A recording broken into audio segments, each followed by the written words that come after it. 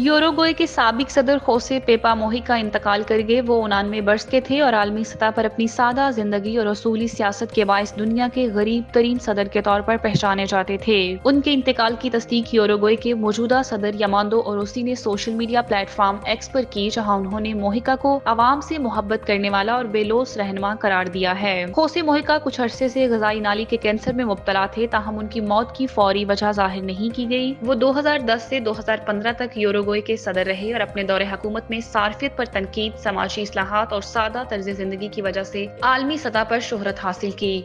मोहिका अपनी तनख्वाह का बड़ा हिस्सा खैरात करते और एक आम से फार्म हाउस में रिहाइश पजीर थे। उनकी क़यादत में यूरुग्वे वो पहला मुल्क बना जिसने तफरीही मकासद के लिए भंग के इस्तेमाल को कानूनी हैसियत दी। खोसे मोहिका का ताल्लुक मोंटेवीडियो के एक मतवस्त घराने से था और वो सियासत, किताबों और जमीन से जुड़े रहने का जज्बा अपनी वालदा से विरसे में हासिल करने का जिक्र करते थे। उन्होंने सियासी सफर का आगाज नेशनल पार्टी से किया, जो बाद में उनकी हुकूमत की अपोजिशन बन गई। 1960 की दहाई में उन्होंने तोपामारूस नेशनल लिबरेशन मूवमेंट कायम की, जो एक बाएं बाजू की शहरी गोरिल्ला तंजीम थी। इस तंजीम ने हुकूमत के खिलाफ मुसल्लह कार्रवाइयां की, जिनमें अगवा और हमले शामिल थे। मोहिका 4 बार गिरफ्तार हुए और 1970 में एक हमले के दौरान 6 गोलियां लगने के बायस मौत के करीब पहुंच गए थे। इनकी जदोजहद और सादगी पर मुबनी सियासत ने दुनिया भर के लोगों को मुतासिर किया और वो आज भी एक असूली और सच्चे सियासतदान के तौर पर याद किए जाते हैं।